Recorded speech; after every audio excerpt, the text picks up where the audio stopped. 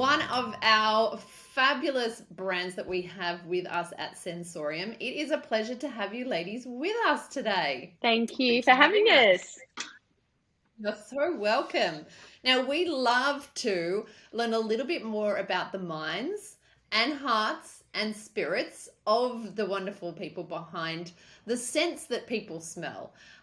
Yesterday I had a lovely lady come in. I've set up a lot of the perfumes in like a scent station, and so people who want to come in and do the whole experience, and they find it so special to make their way through the whole ranges from the different brands that we have. But for you guys, where did your journey begin at deciding to go into perfume? Because I know it's not your background. It's not like you've always been doing this or worked on the perfume counter.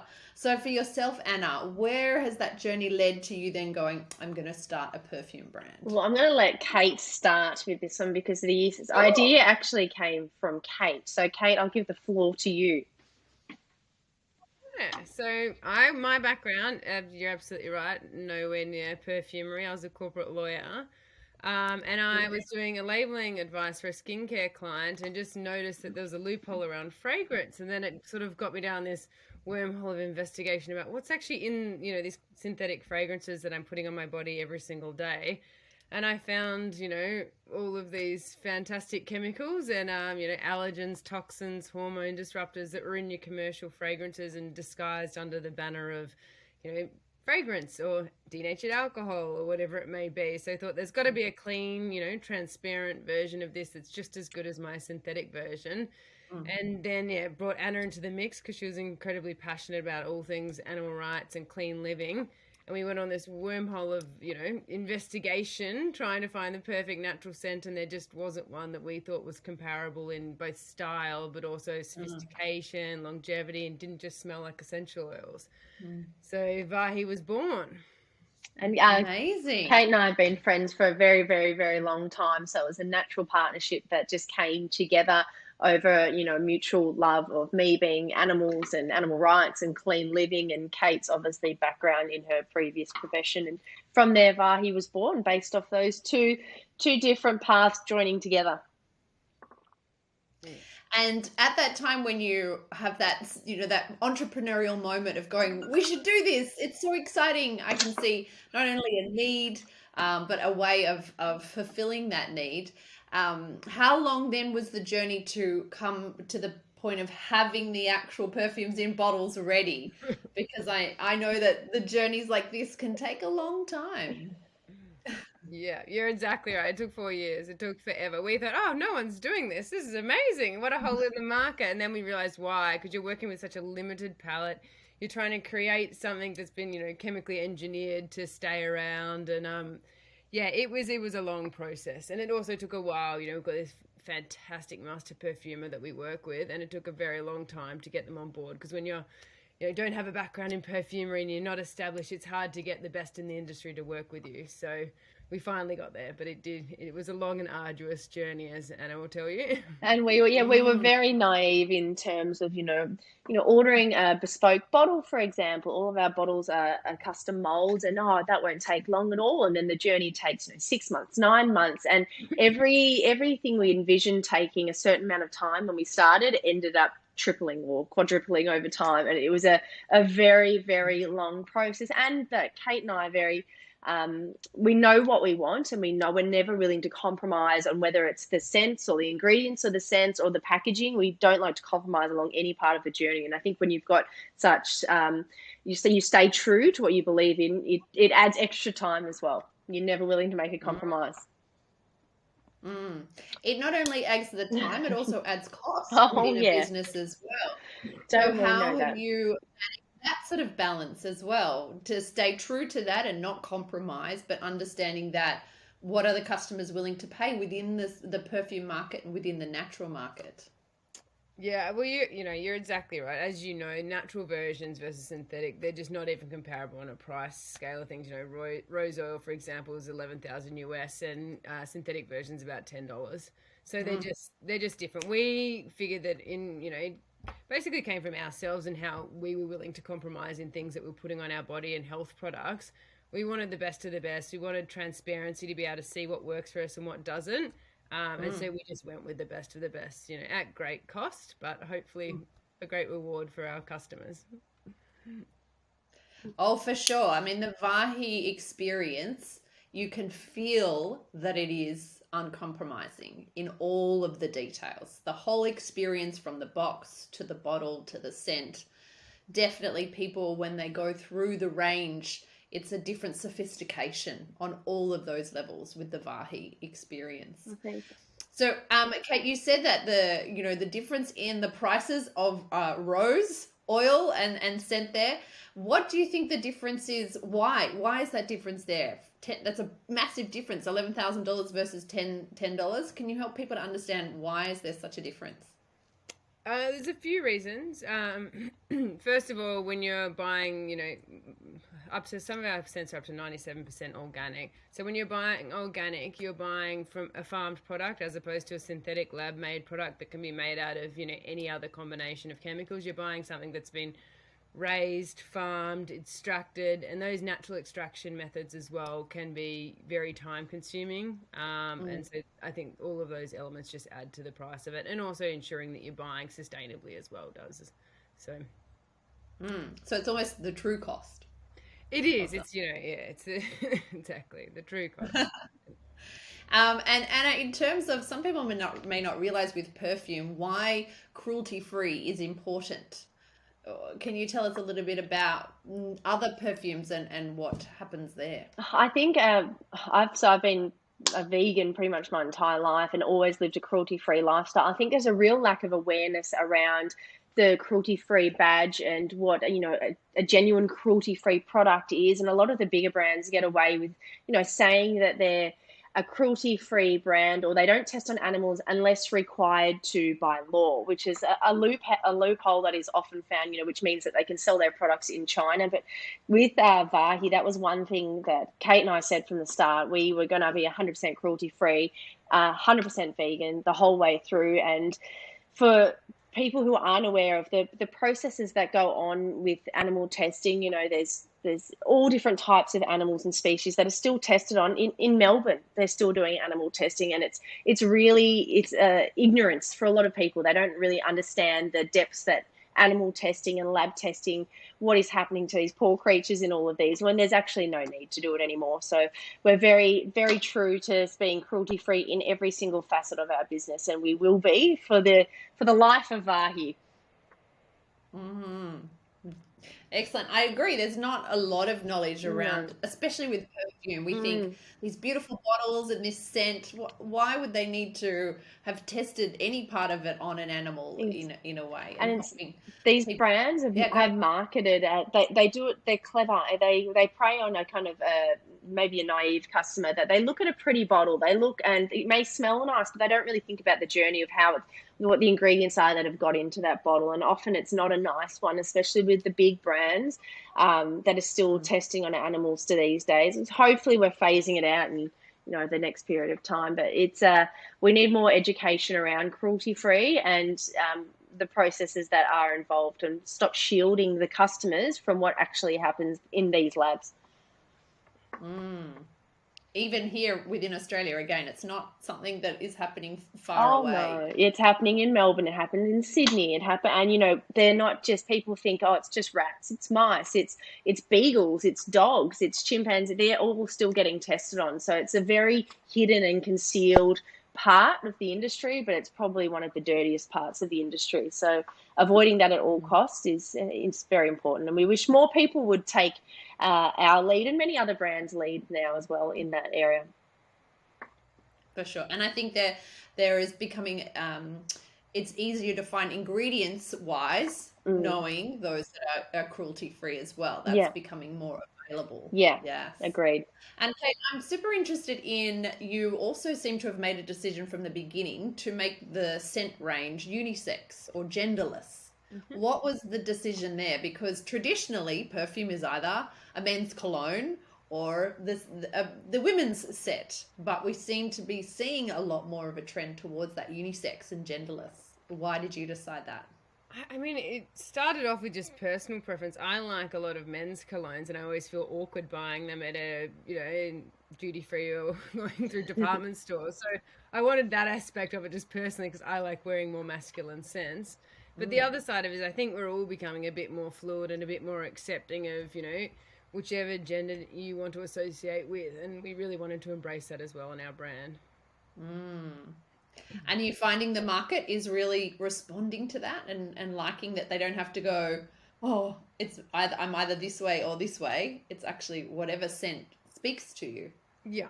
No, we've had some great feedback on that point from some customers. So yeah, we're happy we made that decision. Good. And what does Vahy actually mean, and where did the word come from for you two? So my family, both Anna and I are Australian, but my family heritage is Czech. So my dad's side are all Czech. And so Vahy means balance in Czech. And balance really spoke to us because it's, balancing in every aspect of your life, balancing a consumer decision against one that's as good for the environment as possible, balancing work life, balancing self-care to giving to others. It just spoke to us in so many different ways. So yeah, that was the ethos of the brand. Now, it is a very important word, an ethos. And how do you go with that balance in your lives, ladies? Because I know you both do a lot. Vahy is not the only hat that you wear. So, Anna, tell us about some of your other hats and how you balance those. Well, I think the word balance is a work in progress for me personally, and I definitely know it's a work in progress for Kate with 2 young children. But look, I do copywriting and I do marketing as well on the side. And Vahy is a much of a love project, but it is now growing, so the balance is becoming less and less and less in my life and Kate's life. We've also got 5 rescue dogs and do a lot of work with animal rescue as well. So they're thankfully locked in another room at the moment. But yeah, balance is something that I'm still trying hard to do, especially after a 2-year lockdown. I think it's about it's finding balance with exercise, prioritizing health. Otherwise, it all starts to fail if you're not finding that kind of balance. So yeah, it's definitely a work in progress for me. It's a work in progress for Vahy as a business, and Kate, I know it's definitely a work in progress for as well. Kate is the ultimate juggler.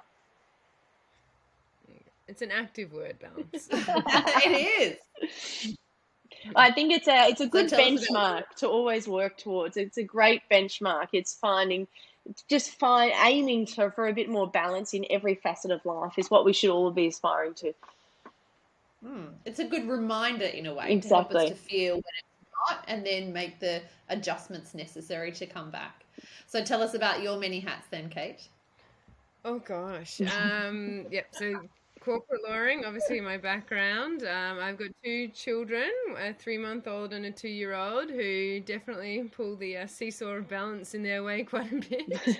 And then, obviously Vahy is Anna and my passion project, and that, we've just been overwhelmed by the response to it in the last 1.5 years since we've launched. It's really growing exponentially. So it's exciting, but not great for the balance.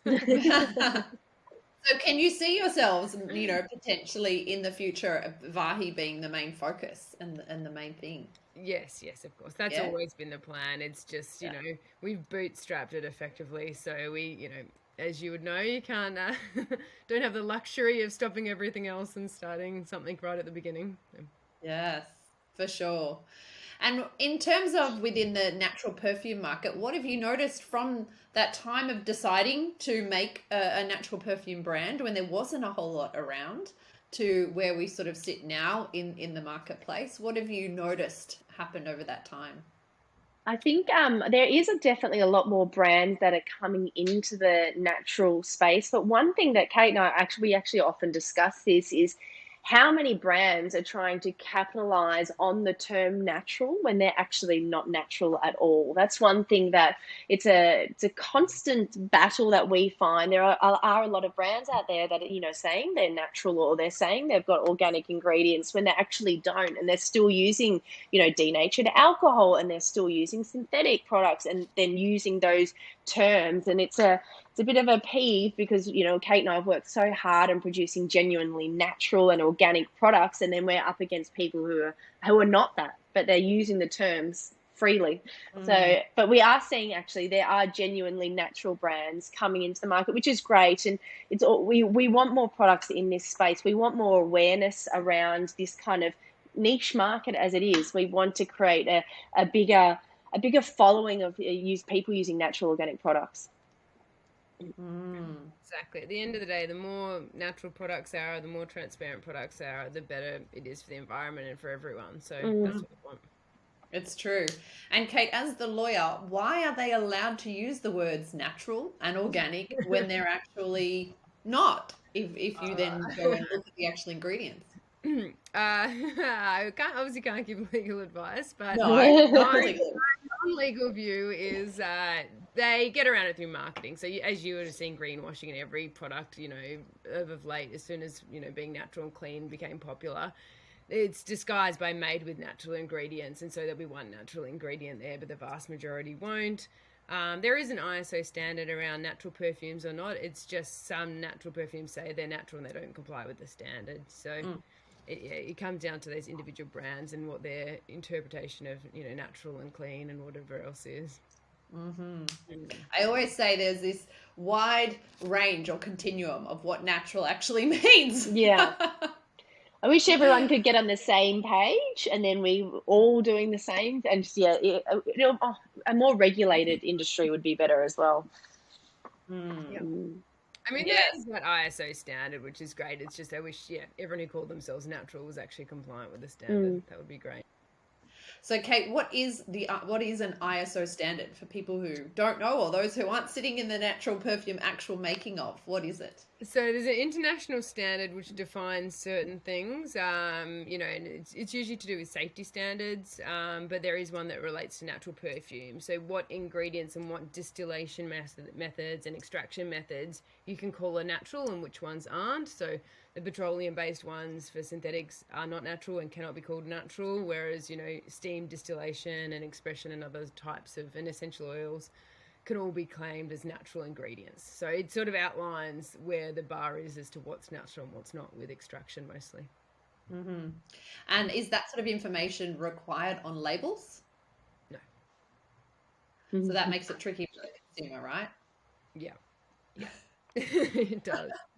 And also every country has different standards around, and in America, every state as well, around what chemicals are and aren't allowed in fragrances. So the EU has a really progressive schedule of allergens and toxins and things you can't put in fragrances, whereas there are other countries, like Australia, for example, that aren't. They're just way behind the curve on what you should be putting on your body and, what should be prohibited. And why do you think that is, Anna? Why do you think Australia's a bit behind on some of those? I actually think we're behind on probably a lot of things, including any ingredient. I feel that the EU is probably more advanced in their research and their studies, and it's probably a more regulated industry. I think they're a more a regulated area. They're more progressive as well. I just think Australia's probably got a lot to answer for, a lot to learn. We often seem to be behind the curve in all things behind Europe. Climate change. Yeah, well said, Kate. It's true. And then you mentioned denatured alcohol as well. So again, if you can explain that for people, what's the difference? What does it mean? Why is it not necessarily so great for us? So, well, our whole brand ethos is just around transparency. So rather than using a term that's ambiguous like denatured alcohol doesn't mean one individual thing. It means ethanol that has had toxins put in it that make it unable to be drunk. So you don't have duties, taxes on alcohol when you ship it. So those toxins that are put in there that make it, repulsive to drink, I can't imagine it that great to put on your skin, and they vary greatly. What we're about is just saying, what is your base? And so ours is organic sugarcane alcohol. And we're very clear on all packaging. That's what it is. And if your skin has a reaction to that, you don't have, you can make those educated decisions based on that. Whereas if you see denatured alcohol, you have no idea what that actually means and what chemicals are comprised in that. Great. And so, Anna, when you went and decided to make some sense, how did you decide like what types that you wanted, what combination of? Was that partly the master perfumer who did that, or did you both go, well, we want one that reminds us of an island, we want one that reminds us of a holiday we went on? We How went did that? we went into it, honestly, we went in very naively. Kate and I had a really broad kind of idea. I'm the same as Kate. I prefer more of a masculine kind of heavier scent. And we went in initially going, okay, thinking we would have all these scents to choose from, but then it really narrowed down. So Kate and I have spent a lot of time together over many, many years. You know, we've traveled a lot together. We've been to a lot of places. And at the start, it was just about creating a profile of scent that tried to cater to both men and women, and a broad, scent preference. But now we're kind of going more on a journey. Like our latest scent, Neon Neroli, is based off Kate and I, our time in Capri together at Fontalina. And we wanted to evoke all the feeling and the memory from that time there, that summer and that seaside lounging in Capri. And then Ember Haze has been about, wood cabins, and Kate's originally from Tasmania, and finding our new scent that we've got coming out in a couple of months is kind of based around the Tarkine Forest in Tasmania. So it is becoming more of a nostalgic journey, but at the start, it was more about creating a broad range of scents that would cater to all, male and female. Yeah. So as Anna said, we started with a spectrum. So people that like citruses, people like florals, people like woods, and then as we've gone on, we've actually brought them back to our absolute joy for Wanderlust. So maybe that's just 2020, and we just want to be traveling so bad. Lockdown has made us. Lockdown brought on the travel. Yeah. I mean, it's one of the joys of scent and perfume, and how it really can evoke memories, right? Yeah. So when you're going through that process of putting together a combination of scents to make up that particular fragrance, are you the type who likes to close their eyes and do it? What's your process there, Kate? Oh, I have to do it in all different moods and all different times of the day. It's not whether my eyes are open or closed. It's whether, because I do feel my mood and my tiredness can absolutely affect my opinion on a scent. And they also evolve differently as well. So Anna and I put them on our skin and wear them in different temperatures, and get, obviously a lot of different people's opinions on how they smell. And yeah.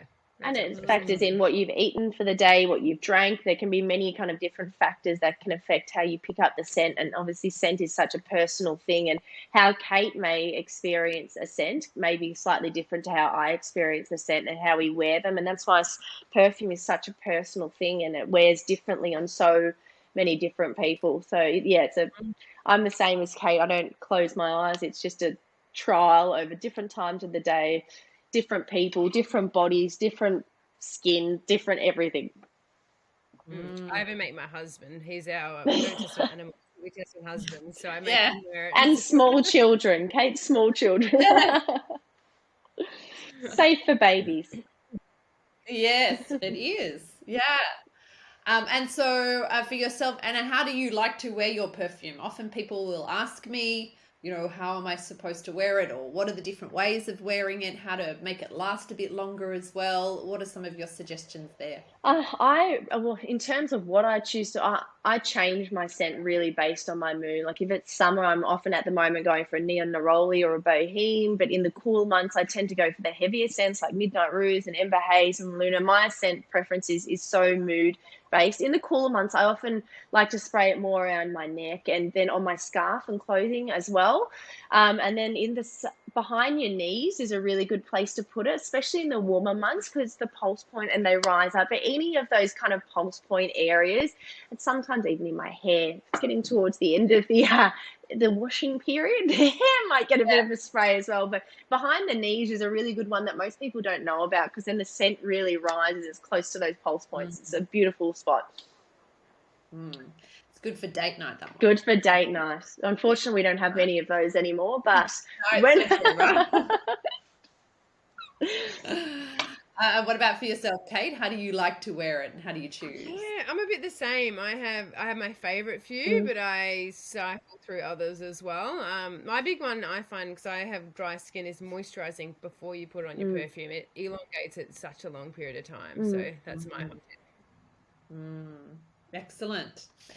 And in terms of with Sensoriam, what was it that got you interested, or because I know you're very selective about where Vahy is placed and what you're a part of. What is it that you like about Sensorium and bringing together of that natural perfume collective? I think when we met, Um, oh, sorry, you go, Kate. no. Go, we're Waffling too fighting much. for you, Jessica. I was going to say Ah, when we Many- first, I remember when we first spoke with you, your passion for natural perfume and hearing about your journey. And we always like to support other people that are on the same journey or same path or have share the same views as what we do. And it's been a joy seeing Sensoriam come to life as well. And we really wanted to be a part of it from get go. And we're happy to be in the family.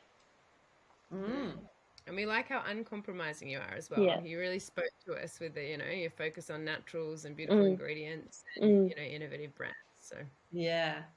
We know that the currency of trust mm. is very important to customers these days. Yeah. And to know that who they're buying from is then taking the time to do the testing, the trying, the research, so that they don't have to. That currency you don't want to mess with these Exactly. days. Agreed. Yeah. So, any last tips that you may have for people who are looking at making the switch to natural? So, we often have customers who have either stopped using perfume altogether a few years ago because they started reacting, and then there was nothing else for them that was any good that they thought at the time, or they've loved their perfumes that they've been using for a while, but they're either pregnant or it's health, or they're just really wanting to clean things up a little bit.